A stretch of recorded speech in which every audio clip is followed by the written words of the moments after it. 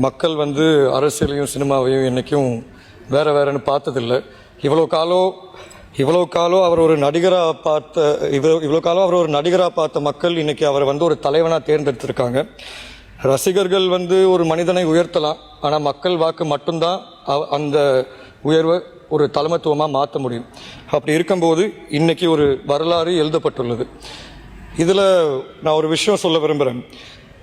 அவரின் தேர்தல் பிரச்சாரத்தின் பொழுது பல்வேறு விஷயங்கள் பேசியிருந்தார் இலங்கை சார்ந்த விடயமாக, குறிப்பாக கச்சத்தீவு சம்பந்தமாக.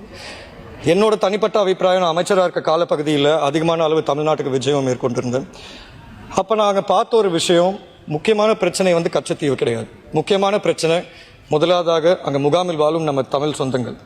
அது மட்டும் இல்லாமல் இன்னைக்கு இருக்கிற சூழலை பொறுத்த வரைக்கும் மீனவர் பிரச்சனை இன்னும் தொடர்ச்சியாக தான் போயிட்டுருக்கு. ஆனால் தமிழ்நாட்டு அரசியலை பொறுத்த வரைக்கும் ஒரு விழிப்புணர்வு நாங்கள் கட்டாயம் அவங்களுக்கு வழங்கி ஆகணும். அது என்னவென்றால், அங்கே இந்த மீனவர் பிரச்சனையை பொறுத்த வரைக்கும் அது தமிழர்களுக்கும் இராணுவத்துக்கோ இல்லாட்டி தமிழர்களுக்கும் சின்னவர்களுக்கும் நடக்கிற பிரச்சனை கிடையாது.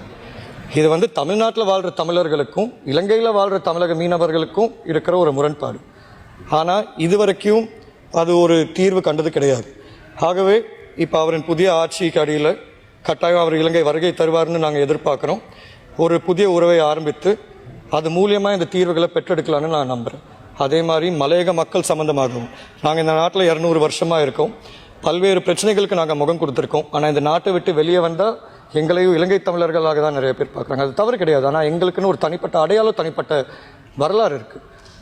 அப்படி இருக்கும்போது மலையக மக்களோட அங்கீகாரமும் தமிழக அரசாங்கம் வழங்கும்னு நான் எதிர்பார்க்குறேன்.